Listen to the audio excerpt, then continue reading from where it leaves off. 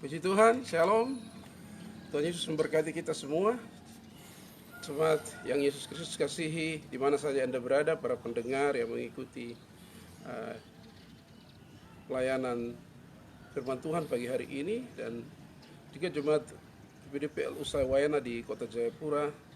Kiranya hari ini, hari yang ke-50, hari Pentakosta, pencurahan kuasa Roh Kudus, benar-benar kita dimotivasi oleh kekuatan kuasa yang besar ini untuk terus setia sebagai anak-anak Tuhan, diurapi dengan kuasa rohnya, minyak yang baru, dengan sukacita baru untuk terus melayani Dia.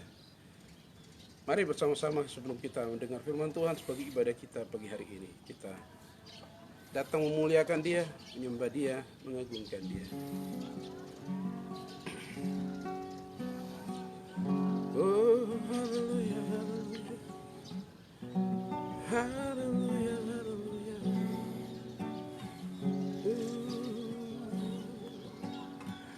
Kau yang besar Tuhan, dimuliakan selamanya.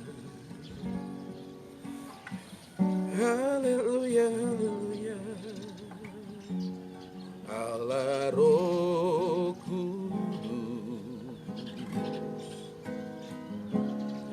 penuhi kami, ku rindu Kau selalu dalam hidupku. Mari sama-sama katakan Allah Roh Kudus, Allah Roh Kudus,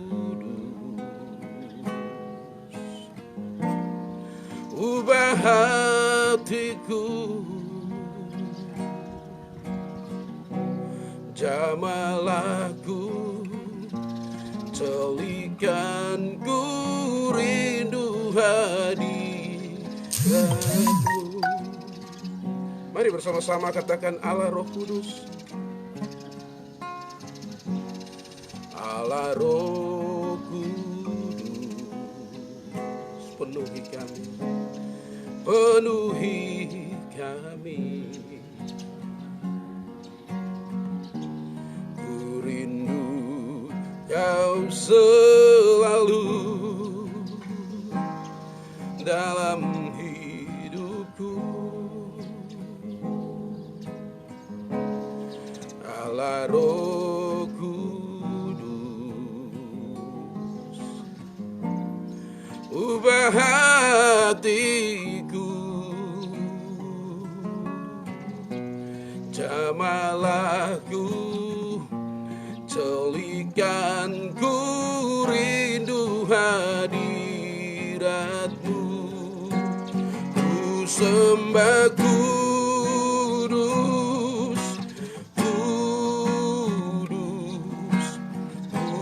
kuduslah Tuhan, dan ku sanjung Kau mulia, mulia bagimu Tuhan.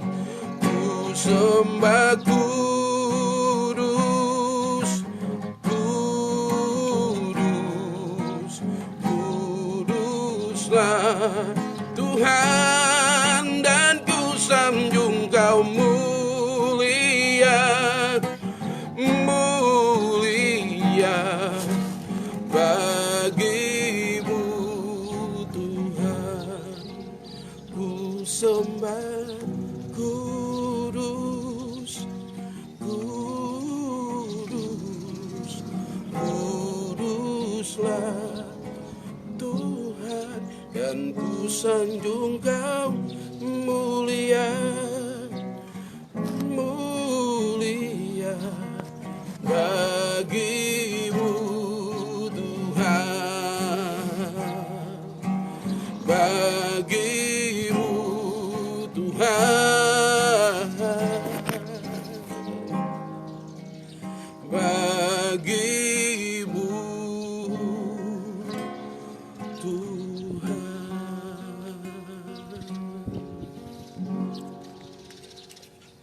Terima kasih ya Kristus Yesus Tuhan yang telah mati bagi kami, Allah Bapa yang telah memberi putramu Yesus Kristus bagi kami. Bersyukur hari ini dengan seluruh karya keselamatan.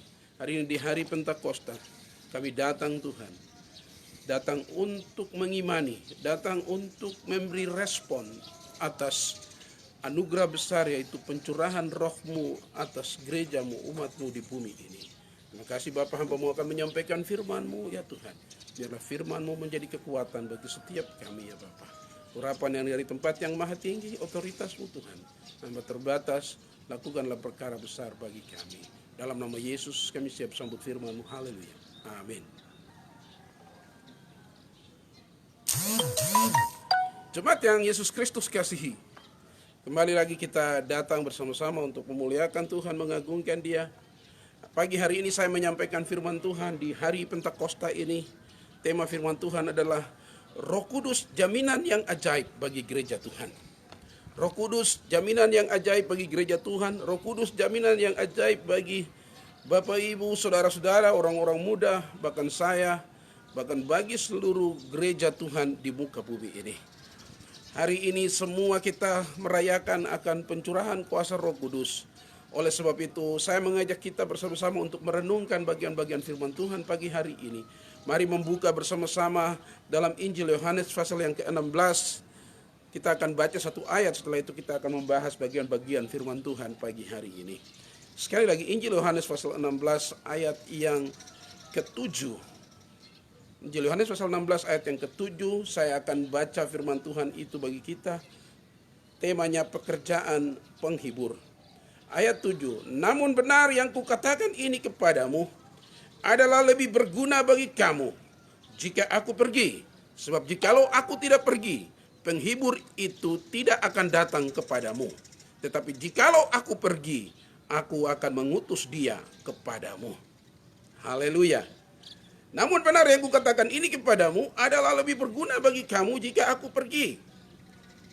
Ini kata Yesus. Sebab jikalau aku tidak pergi, penghibur atau Roh Kudus itu tidak akan datang kepadamu. Tetapi jikalau aku pergi, aku akan mengutus dia atau mengutus Roh Kudus itu kepadamu. Jemaat yang Yesus Kristus kasihi, ketika Yesus 3,5 tahun dalam pelayanannya di bumi ini, setelah itu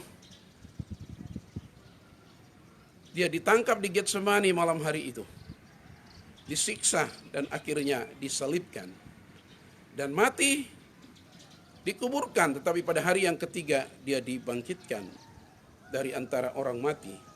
Dan selama 40 hari dia menampakkan diri kepada begitu banyak orang. Setelah itu dia naik ke sorga. Dan dia berjanji kepada murid-murid, kamu menantikan kuasa yang dijanjikan seperti tadi yang kita baca itu. Tinggal di Yerusalem 10 hari, bukan waktu yang begitu lama. 10 hari lagi aku akan mencurahkan rohku. Oleh sebab itu, hari ini kita mau sama-sama melihat dan belajar dari firman Tuhan, Roh Kudus sebagai jaminan yang ajaib. Murid-murid merasa sedih, tetapi Yesus memberi sukacita ilahi kepada mereka dengan kata-kata penghiburan bahwa dia akan memberikan Roh Kudus itu bagi mereka. Jemaat yang Yesus Kristus kasihi, pada masa lampau, nabi-nabi perjanjian lama, mereka biasanya menghibur umat Allah yang dilanda bencana. Mereka menghibur mereka dengan janji mengenai Mesias yang akan datang. Seperti Yesaya pasal 9 ayat 5, Mika 5 ayat 5, Sakaria pasal 3 ayat 8. Sebab seorang anak telah lahir untuk kita, seorang putra telah diberikan untuk kita, lambang pemerintahan ada di atas bahunya. Inilah jaminan-jaminan dalam bencana-bencana Israel yang merupakan satu penghiburan ilahi yang diberikan oleh nabi-nabi perjanjian lama kepada umatnya. Demikian pula pada saat Mesias sudah datang, pada saat Yesus ada di bumi ini, janji-janji yang besar juga Yesus pernah sampaikan kepada murid-muridnya bahwa dia akan memberikan Roh Kudus itu, atau dia berjanji akan kedatangan Roh Kudus itu. Janji kedatangan Roh Kudus bagi murid-murid, bagi umat Tuhan. Dan ini sungguh sangat memberi satu kehangatan dan kesejukan bagi umat Tuhan atau bagi murid-muridnya. Ini satu janji.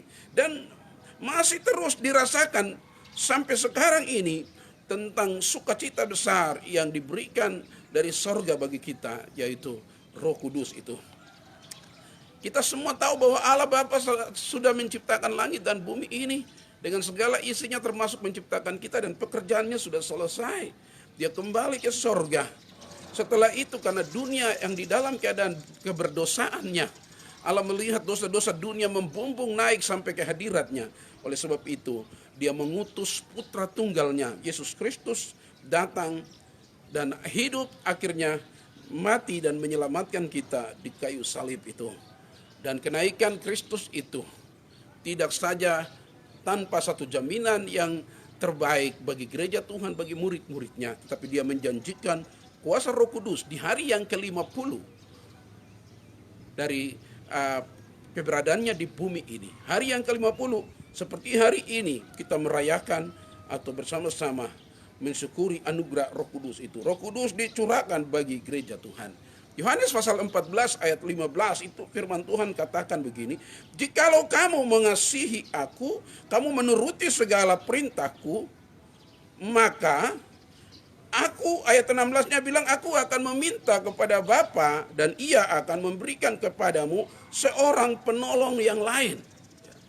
Seorang penolong yang lain itu disebut Paraklete atau Parakletos. Seorang penolong yang lain yaitu Roh Kudus itu.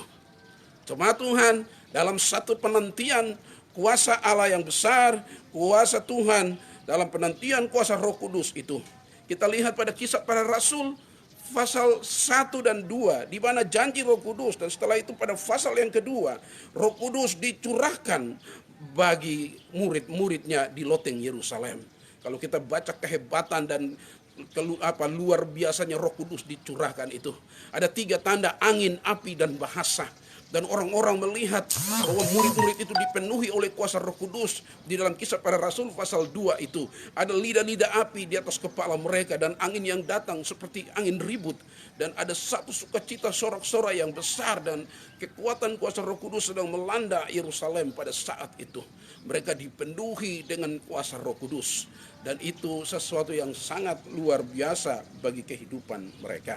Jemaat yang Yesus Kristus kasihi, Roh Kudus ketika datang ke bumi ini ada satu kekuatan yang luar biasa. Karena Yesus berkata, ada lebih berfaedah aku pergi supaya Roh Kudus itu datang.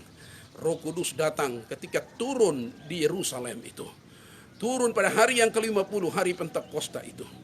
Jemaat yang Yesus Kristus kasihi, dia datang secara mengglobal. Roh Kudus datang secara universal. Dia memenuhi setiap hidup manusia-manusia, memberi respon kepadanya. Bahkan dia memenuhi seluruh isi jagat raya ini. Dan dia ada dan sedang berkuasa bagi gerejanya di hari ini. Jemaat yang Yesus Kristus kasihi, mari sama-sama kita melihat apa saja jaminan yang ajaib bagi gereja Tuhan yang diberikan oleh Roh Kudus. Ketika Roh Kudus dicurahkan di Kisah Para Rasul pasal 2 itu, kita lihat yang pertama, Roh Kudus yang datang itu, Roh Kudus itu akan menyertai hidupmu dan hidupku. Roh Kudus akan menyertai kita semua.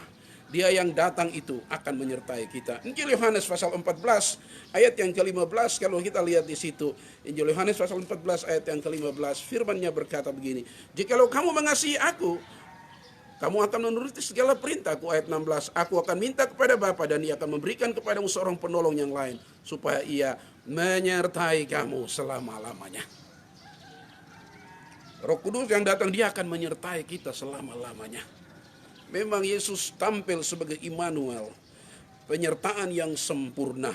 Roh Kudus akan datang, dia menyertai kita bukan 1 hari, 2 hari, 1 tahun, 2 tahun, 3 tahun. Tetapi dia menyertai kita selama-lamanya.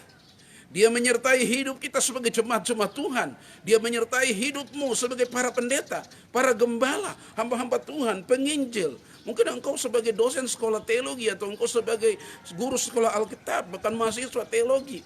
Siapa saja dia yang melayani Tuhan, Roh Kudus yang dicurahkan di hari Pentakosta itu, dia akan menyertai hidupmu. Jadi faedah Roh Kudus yang pertama ini, Roh Kudus akan menyertai kita selama-lamanya. Menyertai selama-lamanya itu artinya bahwa sepanjang umur hidupku, Sepanjang umur hidupmu, kamu tidak akan pernah tanpa seorang penghibur. Seumur hidupmu, kamu tidak akan pernah tanpa seorang penghibur. Sebab Roh Kudus ada di dalam hidupmu. Roh Kudus sedang menyertai engkau.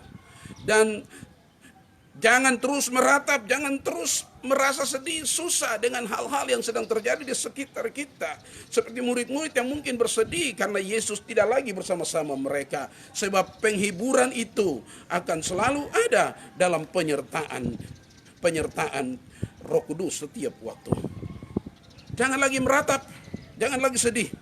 Kalau kita kehilangan penghiburan yang sementara, mungkin Anda kehilangan penghiburan yang sementara mungkin, maka penghiburan ini sungguh menguatkan bagi kita bahwa inilah penghiburan yang kekal dari penyertaan Yesus Kristus itu. Penyertaan Roh Kudus itu atas kita. Kalau kita kehilangan penghiburan yang sementara, maka ini sungguh menguatkan bagi kita bahwa masih ada penghiburan, penyertaan kekal dari kuasa Roh Kudus yang dicurahkan bagi kita. Jemaat Tuhan, penyertaannya begitu luar biasa. Penyertaan bukan untuk hidup kita saja, bukan untuk pengiringan kita saja kepada Dia sebagai anak-anak Tuhan. Tetapi penyertaan Roh Kudus itu bagi murid-murid Yesus pada saat itu yang sedang tersebar dalam pelayanan mereka masing-masing.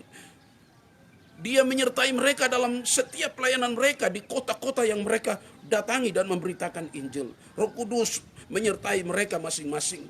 Di dalam keadaan sesulit apapun, Dia datang sebagai penghibur bagi mereka. Dia datang dan menolong mereka.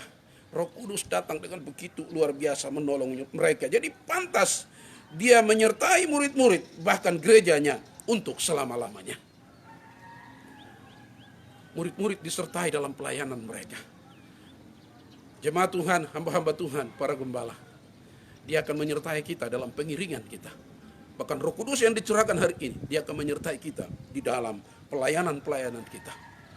Berapapun kesulitan kita, berapapun hal-hal yang sulit yang harus kita tempuh, penyertaannya sempurna bagi setiap kita.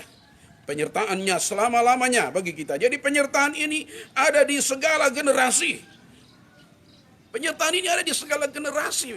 Mungkin pemimpin-pemimpin gereja, bapak-bapak gereja bisa mati. Tetapi Roh Kudus seperti tongkat estafet yang akan diserahkan lagi kepada anak cucu kita. Dan mereka terus dalam penyertaannya untuk membawa gereja berdiri kokoh di muka bumi ini. Untuk menyatakan kemuliaan Tuhan. Roh Kudus akan menyertai di segala generasi. Bahkan sampai pada akhir zaman. Roh Kudus bertanggung jawab menyertai gereja Tuhan. Bapak-bapak gereja pergi, pendeta-pendeta gembala selesai hidupnya di bumi ini. Dia tetap menyertai generasi ini. Dia tetap menyertai gerejanya. Dia tetap bertanggung jawab atas gerejanya. Jemaat yang Yesus Kristus kasihi. Kalau kita lihat dalam Kisah Para Rasul pasal yang ke-5 ayat 19, bagaimana penyertaan itu. Kisah Para Rasul pasal 5 ayat yang ke-19. Penyertaan yang begitu luar biasa. Kisah Para Rasul pasal 5 ayat yang ke-19. Saya akan baca firman Tuhan itu bagi kita.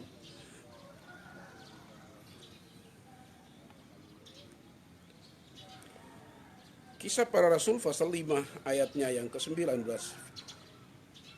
Firman Tuhan berkata begini, tetapi waktu malam seorang malaikat Tuhan membuka pintu-pintu penjara dan membawa mereka keluar, katanya, pergilah, berdirilah di bait Allah dan beritakanlah seluruh firman hidup itu kepada orang banyak. Ini ketika rasul-rasul pertama kali mereka memberitakan Injil. Mereka ditangkap dan dipenjarakan. Tapi penyertaan Tuhan itu begitu luar biasa.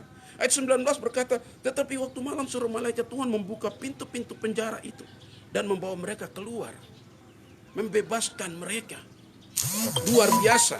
Oleh kuasa Roh Kudus, pintu-pintu penjara dibuka. Puji nama Tuhan. Kalau Anda diurapi oleh kuasa Roh Kudus, apapun harga yang mahal engkau harus bayar dalam pelayanan-pelayananmu, dalam pengiringanmu kepada Tuhan, Dia setia dan adil. Dia akan membebaskan engkau, meloloskan engkau. Penjara dibuka. Para petinggi-petinggi di Yerusalem bingung dengan keadaan yang sedang terjadi. Puji nama Tuhan. Jadi jemaat yang Yesus Kristus kasih, bagian yang pertama ini, ingat, Roh Kudus selalu menyertai kita. Roh Kudus selalu menyertai Anda. Roh Kudus selalu menyertai saya. Dan dengan pencurahan Roh Kudus pada hari ini, hari yang ke-50, Pentakosta, ini menunjukkan satu babakan baru, di mana Roh Kudus mulai berkarya bagi gerejanya di seluruh dunia. Haleluya. Babakan Yesus telah selesai. Ini babakan Roh Kudus. Pemerintahan Roh Kudus mulai bekerja hari ini. Penyertaannya atas kita. Haleluya. Anda tidak melihat dia dengan mata, tapi dengan iman dia sedang menyertai hidupmu. Dia sedang menuntun engkau langkah-langkah hidupmu. Perbuatan-perbuatan kebaikanmu sedang disertai oleh Roh Kudus. Penyertaannya sempurna bagi kita. Bagian yang kedua, apa jaminan itu? Yang kedua di sini saya katakan kamu, firman Tuhan katakan kamu akan menerima kuasa. Haleluya. Bukan saja penyertaan, tetapi kita akan menerima kuasa. Kisah Para Rasul pasal 1 ayat 8 itu, ketika kita lihat di sana, Yesus berkata atau firman-Nya berkata, di dalam Kisah Para Rasul pasal 1 ayat 8 itu kalau kita baca, sangat luar biasa apa yang dikerjakan. Tetapi kamu akan menerima kuasa kalau Roh Kudus turun ke atas kamu. Dan kamu akan menjadi saksiku di Yerusalem dan di seluruh Yudea dan Samaria dan sampai ke ujung bumi. Haleluya. Kamu akan menerima kuasa. Haleluya. Kalau hari ini Pentakosta satu babakan baru dalam pemerintahan kuasa Roh Kudus. Kita akan diberi kuasa. Kuasa untuk melayani Tuhan. Kita akan menerima kuasa. Kalau Roh Kudus turun ke atas kamu, kamu akan menerima kuasa. Dan kamu akan menjadi saksiku di Yerusalem, Yudea, Samaria, dan sampai ke ujung bumi. Haleluya. Ini kuasa yang mengglobal. Kuasa Roh Kudus yang tinggal di dalam hidup umat-umat Tuhan, para hamba Tuhan. Dia mampu menembusi batasan-batasan. Dia mampu menembusi gap-gap. Dia mampu menembusi ruang-ruang yang tertutup, yang terisolasi. Dan kuasanya begitu ajaib. Dari Alkitab kita melihat perbedaan dramatis pada murid-murid. Sebelum dan sesudah Pentakosta. Sebelum Roh Kudus turun itu murid-murid seperti apa? Sebelum mereka dipenuhi Roh Kudus mereka seperti apa? Dan sesudah mereka dipenuhi Roh Kudus di hari Pentakosta itu mereka seperti apa? Jemaat yang Yesus Kristus kasihi. Sebelum menerima Roh Kudus, mereka melarikan diri, mereka takut. Ketika Yesus ditangkap di Getsemani malam itu, mereka semua bubar, mereka pergi masing-masing berlari karena takut. Takut kalau diketahui bahwa mereka adalah murid Yesus. Ketika mereka belum dipenuhi Roh Kudus, sebelum hari Pentakosta itu, Petrus yang sering tidur di dada Yesus, dengan beraninya dia menyangkal sang juru selamatnya 3 kali. Haleluya. Bahkan sebelum dipenuhi dengan Roh Kudus di Pentakosta itu, Thomas pun tidak percaya kalau dia sudah bangkit. Thomas pun tidak percaya kalau Yesus sudah bangkit. Bahkan sebelum hari Pentakosta, sebelum mereka dipenuhi oleh Roh Kudus, di Injil Yohanes bagian akhir itu, Petrus dan murid-murid, mereka kembali lagi mau menjadi penjala ikan lagi. Mereka tidak mau lagi menjadi penjala manusia, menjadi saksi Kristus. Tetapi Yesus datang di tepi Danau Galilea itu dengan penuh kasih dan tanggung jawab. Dia memanggil mereka, mengembalikan mereka kembali kepada posisi yang telah ditentukannya untuk menjadi saksi Kristus. Jemaat yang Yesus Kristus kasihi. Kalau engkau belum penuh dengan kuasa Roh Kudus, engkau akan menjadi orang yang penakut. Engkau tidak punya keberanian untuk menyampaikan berita-berita tentang kerajaan Allah itu. Oleh sebab itu di hari Pentakosta ini, Roh Kudus sudah ada. Roh Kudus sudah dicurahkan pada waktu yang lampau. Dia ada. Dia seperti satu fasilitas ilahi yang disiapkan. Kalau Anda membutuhkan itu untuk menjadi saksi Kristus. Hari ini katakan, Roh Kudus, aku mengundang engkau. Tinggal dalam hidupku agar aku dapat menjadi saksi Kristus yang ajaib. Jemaat yang Yesus Kristus kasihi. Itu waktu mereka belum penuh Roh Kudus, mereka takut, menyangkal. Mereka tidak berani, mereka kembali kepada pekerjaan yang semula. Tetapi setelah mereka menerima Roh Kudus di Kisah Para Rasul pasal 2 di hari Pentakosta itu. Mereka punya kemampuan yang luar biasa. Murid-murid punya kemampuan yang luar biasa untuk memberitakan Injil dengan berani. Petrus berdiri dan berkhotbah pertama kali, 3.000 jiwa bertobat. Haleluya.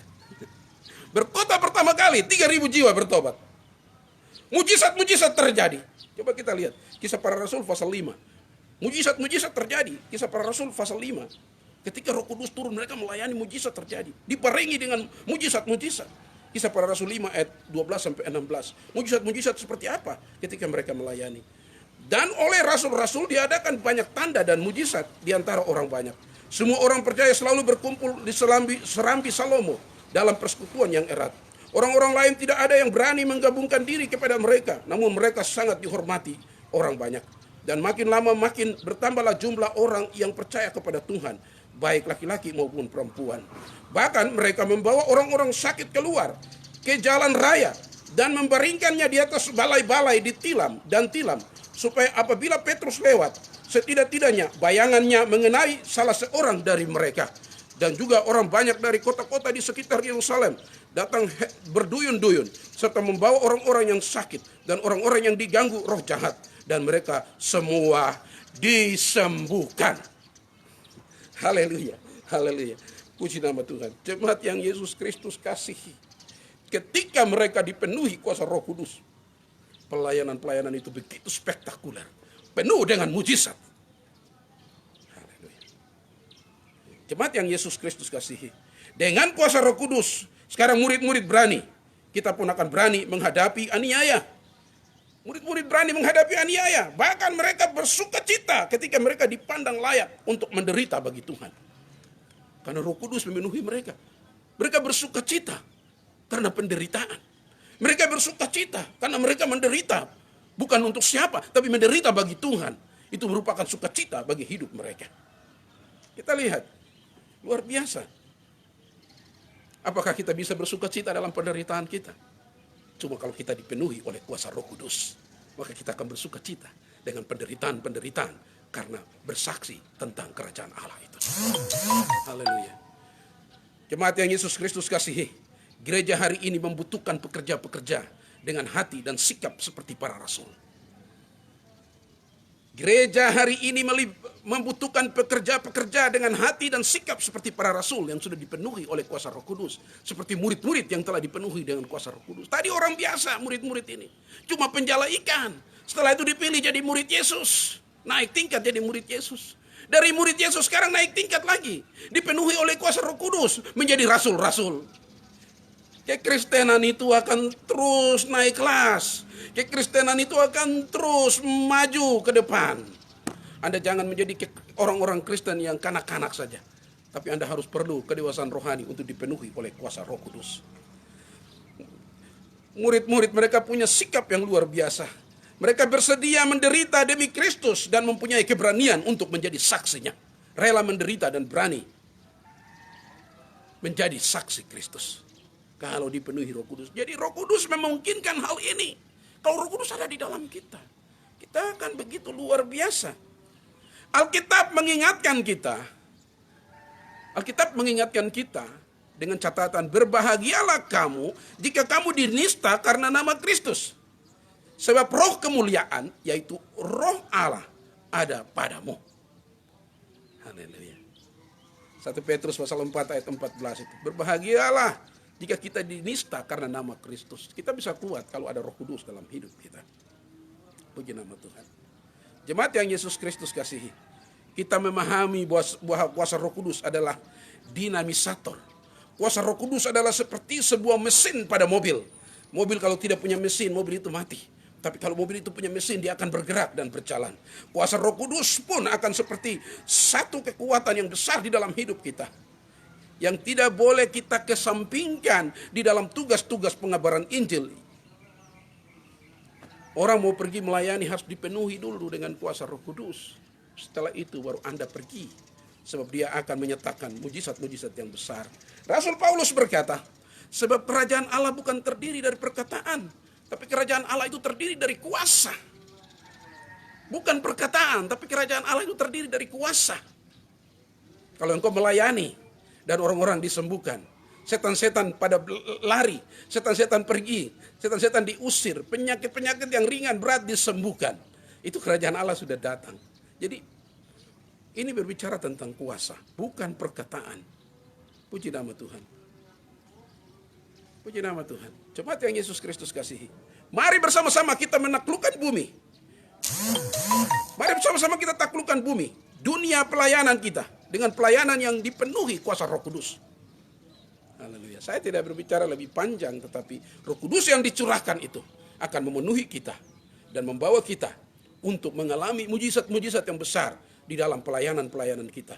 Baik para pendeta, para gembala, jemaat-jemaat Tuhan, para penginjil akan melihat mujizat-mujizat yang besar karena Roh Kudus memenuhi hidupmu. Bagian yang ketiga, apa saja jaminan Roh Kudus itu? Yang ketiga di sini firman Tuhan katakan Roh Kudus itu menginsafkan dunia akan dosa. Haleluya.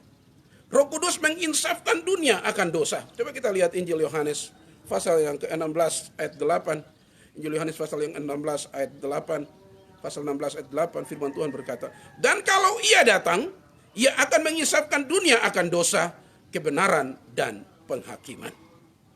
Haleluya. Apa itu menginsafkan? Menginsafkan itu dalam terjemahan Greek atau Yunani itu disebut elencho. Berarti sebuah akar kata yang berarti membuktikan salah. Orang itu terbukti salah. Ada di dalam keadaan salah. Nah, kata ini menyampaikan sesuatu yang membuat seseorang menyadari dosa-dosanya dan membuatnya merasa malu. Haleluya. Jadi Roh Kudus ini datang untuk menginsafkan, untuk membuktikan kesalahan-kesalahan kita di dalam hati nurani kita. Sehingga kita menyadari dosa-dosa kita dan membuat kita merasa malu dan kita bertobat. Haleluya. Jemaat yang Yesus Kristus kasihi. Sebelum Roh Kudus dicurahkan, manusia tidak mengerti tentang dosa. Sebelum Roh Kudus dicurahkan, manusia itu begitu keras hatinya. Bahkan kebenaran dan penghakiman, mereka tidak mengerti bagian-bagian itu. Jadi secara rohani, pekerjaan penginsafan Roh Kudus adalah Ia meneruskan pelayanan Yesus Kristus di bumi. Dia datang, mati bagi kita, menebus dosa-dosa kita. Hari ini Roh Kudus datang menginsafkan, menyatakan kesalahan-kesalahan kita, agar kita mengaku dosa-dosa kita dan merasa malu, dan kita datang kepada Dia. Roh Kudus sedang bekerja. Kalau hari ini engkau masih ada di luar Tuhan, engkau masih tinggal melakukan dosa terus sebagai orang-orang Kristen, sebagai pendeta, sebagai gembala, Roh Kudus sedang menghakimi hatimu, mengingatkan engkau kembali ke jalan Tuhan. Kembali karena engkau telah ditebus oleh darah Yesus. Tinggal di dalam Dia. Jadi Roh Kudus berperan sebagai penuntut yang mengingatkan hati nurani kita agar kita malu dan menyadari dosa-dosa kita. Haleluya. Roh Kudus sedang mengingatkan kita. Anda buat kesalahan apapun, dosa-dosa yang tersembunyi, yang kelihatan, Dia akan menuntut engkau dan engkau merasa malu. Engkau menyadari dosa-dosamu. Jadi jemaat yang Yesus Kristus kasihi, Roh Kudus akan membawa orang-orang berdosa kepada pertobatan dan kebenaran. Amin. Roh Kudus akan membawa engkau kepada pertobatan dan kebenaran. Hari ini pasrahkan hidupmu. Hari Pentakosta ini aku terima bukan sebagai satu seremonial, tapi aku terima hari ini sebagai satu revival, satu pemulihan di dalam hidupku. Bahwa Dia akan menunjukkan dosa-dosaku dan aku merasa malu dan aku datang dalam pertobatan dan kebenaran.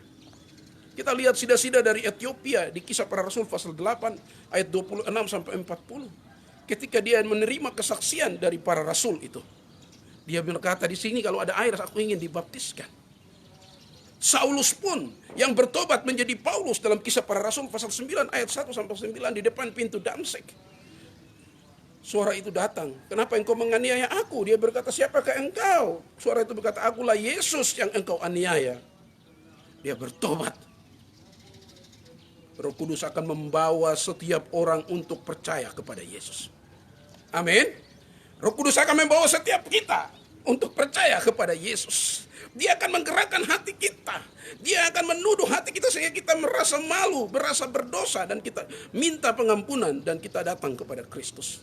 Tanpa Roh Kudus, saya ingin beritahu, tanpa Roh Kudus karya salib Kristus akan menjadi sia-sia. Tanpa Roh Kudus kuasa salib Kristus akan menjadi sia-sia. Tetapi Roh Kudus telah datang sehingga Roh Kudus menghidupkan kuasa salib Kristus itu. Roh Kudus menghidupkan kuasa darahnya. Roh Kudus menghidupkan kuasa bilur-bilurnya dan masih sanggup menolong sampai hari ini. Dosa-dosamu masih bisa ditebus sampai hari ini. Penyakitmu masih bisa disembuhkan sampai hari ini. Roh Kudus datang pada hari Pentakosta itu. Dia menghidupkan kuasa salib Kristus. Dia menghidupkan kuasa darahnya. Menghidupkan kuasa bilur-bilurnya. Siapa yang sakit hari ini? Biar di hari Pentakosta ini engkau disembuhkan. Siapa yang berdosa hari ini, dia diampuni. Datang kepada Tuhan. Bahkan tanpa Roh Kudus, mujizat-mujizat dan tanda-tanda heran yang dibuat Yesus pada 3,5 tahun pelayanannya akan menjadi cerita-cerita tua yang tak berarti. Tetapi Roh Kudus dengan kuasa yang heran, dia menghidupkan mujizat-mujizat dan tanda-tanda heran. Di dalam nama Yesus masih ada mujizat sampai hari ini. Jadi mujizat-mujizat Yesus jangan orang bilang, itu cuma masa lampau. Sekarang sudah tidak ada lagi. Oh tidak. Yesus pergi ke sorga, Roh Kudus dicurahkan. Roh Kudus sedang menghidupkan mujizat-mujizat.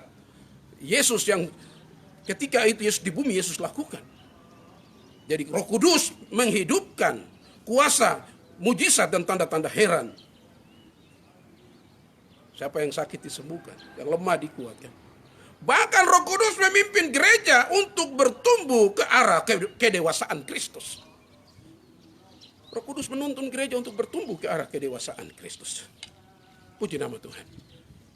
Cuma Tuhan, mari kita lanjutkan terus. Yang keempat, apa jaminan Roh Kudus itu?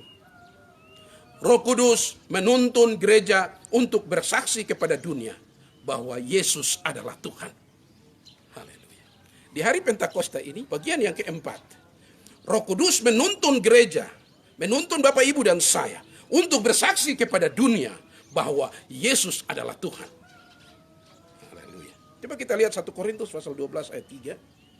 1 Korintus pasal 12 ayat yang ketiga. 1 Korintus pasal 12 ayat yang ketiga, firman Tuhan berkata, "Karena itu, aku mau meyakinkan kamu bahwa tidak ada seorang pun yang berkata-kata oleh Roh Allah dapat berkata terkutuklah Yesus. Dan tidak ada seorang pun yang dapat mengaku Yesus adalah Tuhan selain oleh Roh Kudus." Orang dapat mengaku Yesus adalah Tuhan itu karena Roh Kudus. Haleluya.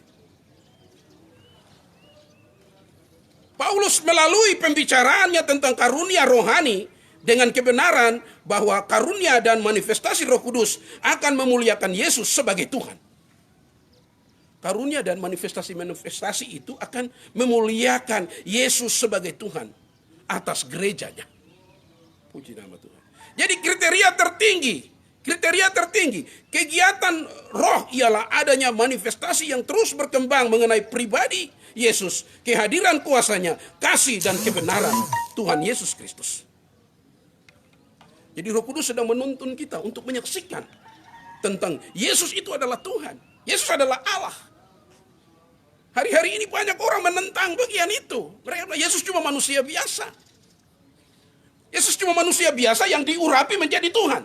Yesus cuma manusia biasa yang diurapi menjadi Allah. Oh tidak. Dia memang adalah Tuhan.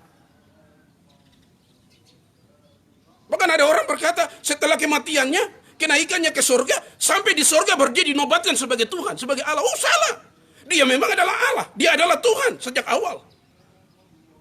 Yohanes pasal 1 ayat 1 berkata, pada mulanya adalah Allah.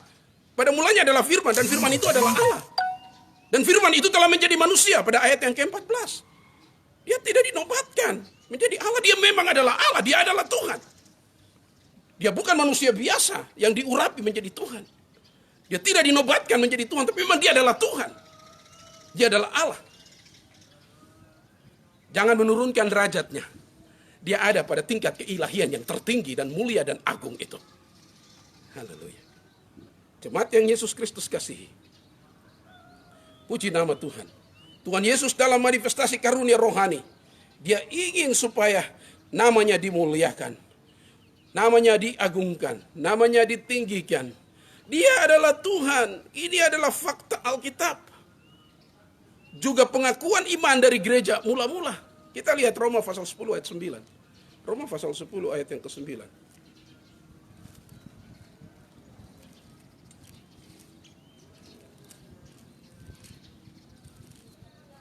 Roma pasal 10 ayat yang ke-9 firman-Nya berkata, sebab jika kamu mengaku dengan mulutmu bahwa Yesus adalah Tuhan dan percaya dalam hatimu bahwa Allah telah membangkitkan Dia dari antara orang mati, maka kamu akan diselamatkan.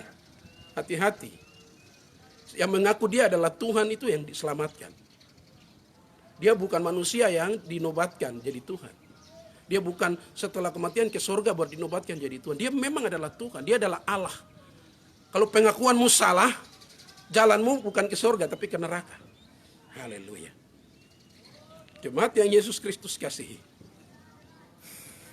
Satu hal yang luar biasa. Mari kita bersaksi kepada dunia bahwa Yesus adalah Tuhan. Dia adalah Allah. Dia adalah juru selamat satu-satunya. Ini adalah bukti-bukti yang menegaskan keilahian dan kemesiasan Yesus Kristus itu. Apa bukti-bukti saja keilahiannya? Bukti keilahiannya. Waktu pelayanan 3,5 tahun kita lihat. Mengubah air biasa menjadi anggur. Kualitas nomor 1. Membangkitkan Lazarus yang membusuk 4 hari. Itu menunjukkan keilahiannya. Meneduhkan angin dan gelombang di Danau Galilea. Itulah keilahiannya. Berjalan di atas air. Itulah keilahiannya. Dan begitu banyak hal dalam mujizat-mujizat yang menunjukkan bahwa Dia adalah Allah. Dia adalah Tuhan. Jemaat yang Yesus Kristus kasihi. Tugas Roh Kudus adalah untuk menginsafkan dunia akan dosa dan menarik orang-orang datang kepada Kristus dan mengaku Dia adalah Tuhan.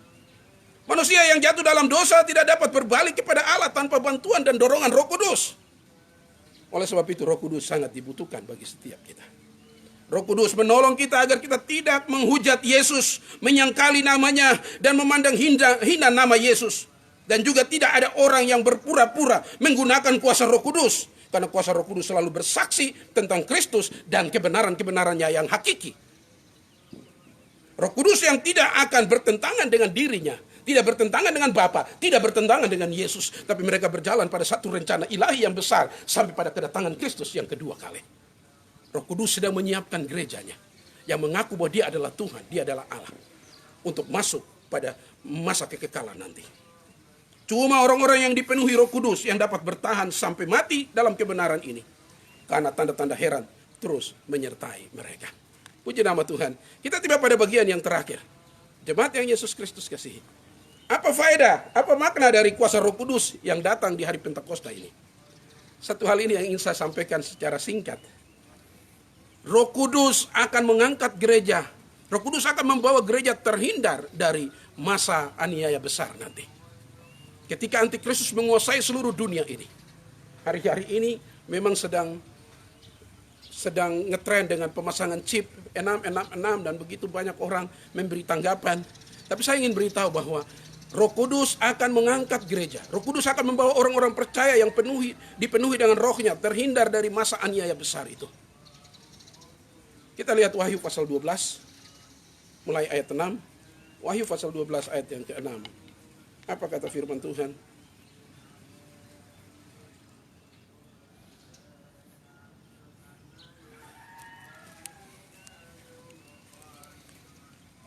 Wahyu pasal 12 mulai ayat yang ke-6.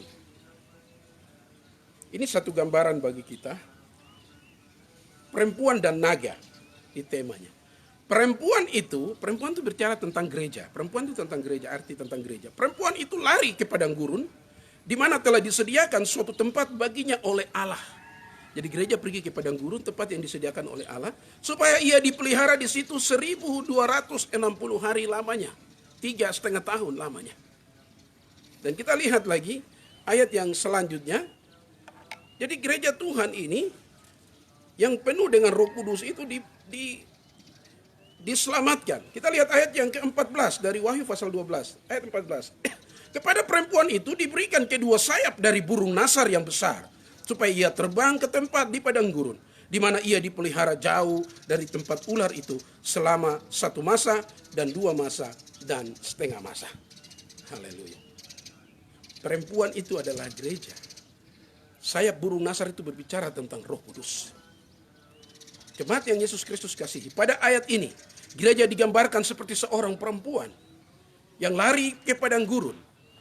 Rupanya gereja berlari bukan dengan kekuatan fisiknya, kekuatan teknologi, melainkan gereja memakai kekuatan kedua sayap burung nasar. Yang Alkitab menerjemahkan sayap burung nasar itu sebagai kekuatan kuasa Roh Kudus.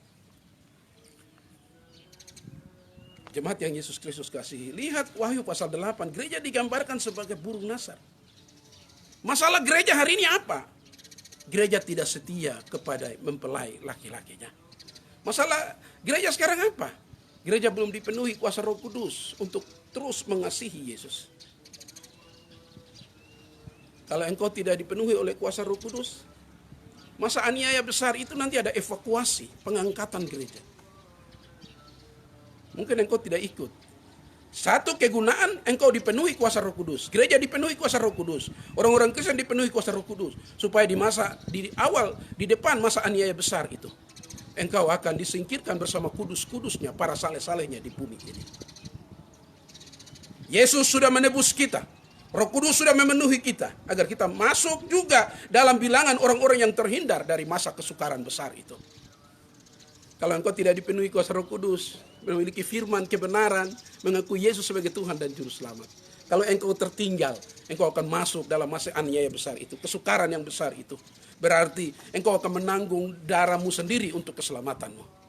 Tapi engkau yang setia, telah ditebus darah Yesus, taat, dipenuhi kuasa Roh Kudus, engkau mendapat jaminan untuk dievakuasi, untuk disingkirkan bersama orang-orang saleh yang lain. Ingat, ini kegunaan kuasa Roh Kudus. Bukan mengusir setan saja, bukan saja untuk mengaku Yesus adalah Tuhan, tapi pada akhir zaman nanti engkau akan diterbangkan dengan sayap burung nasar dengan kuasa Roh Kudus untuk jauh dari si mata ular itu, jauh dari penderitaan yang besar itu, aniaya besar itu. Kiranya dengan hari Pentakosta ini, di bagian yang akhir ini, Roh Kudus akan membawa kita sampai terbang dengan sayap burung nasar, sampai berjumpa dia di angkasa ketika kedatangannya yang kedua kali. Saya terbatas, tapi Allah tidak terbatas. Roh Kudus akan menjelaskan lebih lagi kepada Anda.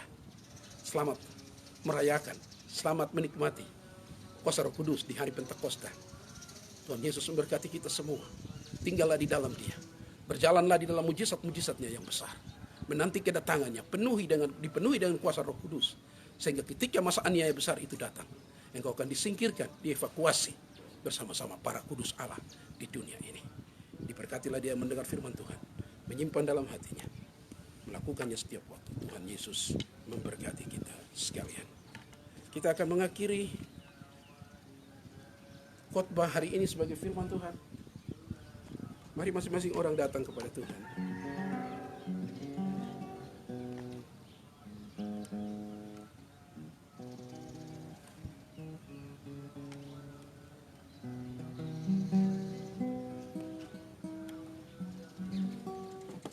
Berhembuslah Roh Kudus di tempat ini.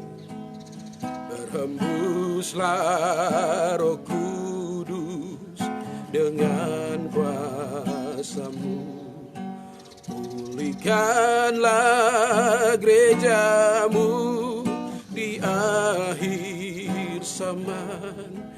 Berhembuslah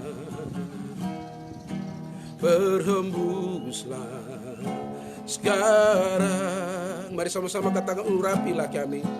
Urapilah kami dengan minyak baru. Penuhilah kami dengan hadirat-Mu.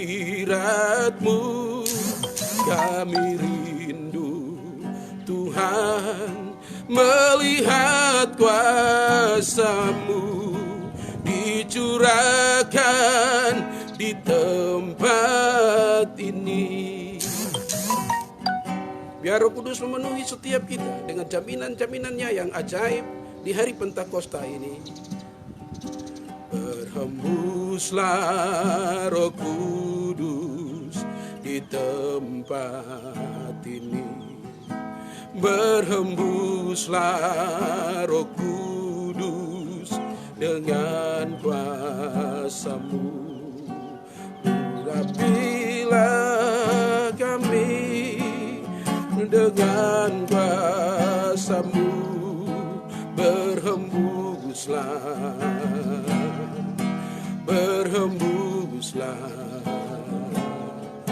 Sekarang urapilah kami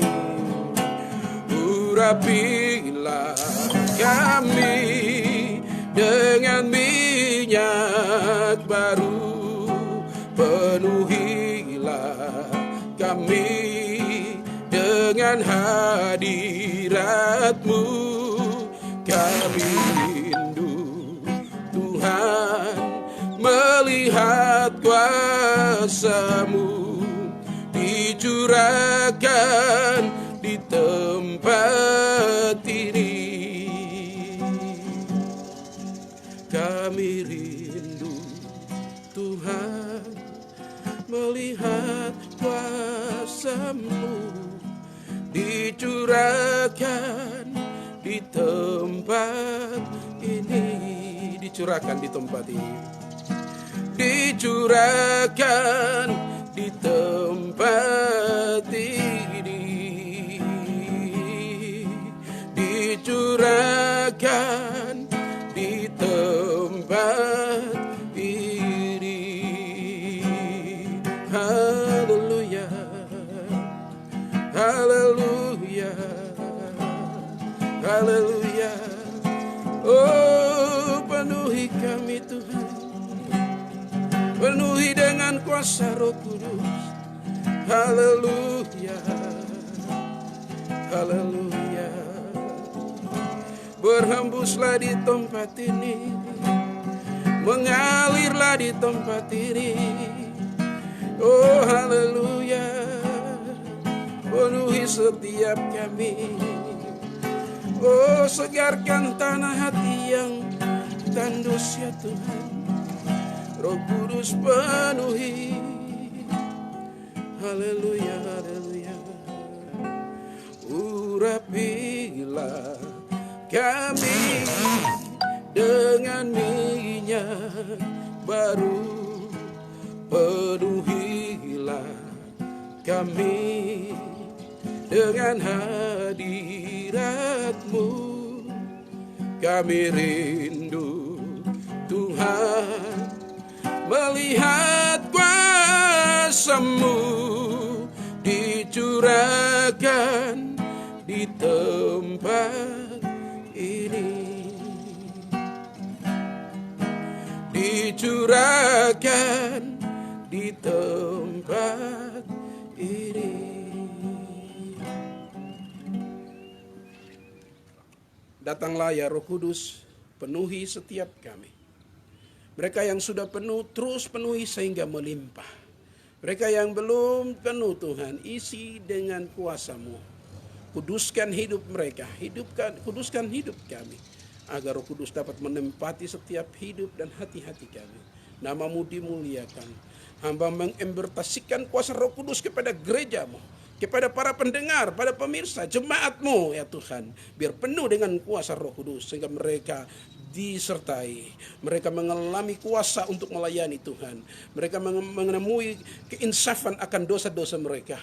Maka Roh Kudus akan menuntun mereka jauh dari penderitaan yang besar itu. Nama Tuhan dimuliakan. Terima kasih Bapa. Sekali lagi hamba terbatas. Roh Kudus menjelaskan lebih dalam kepada umat-Mu. Dalam nama Yesus hamba berdoa. Firman-Mu tertanam sungguh dalam hati-hati kami. Berbuah dan nama-Mu dimuliakan. Haleluya, haleluya.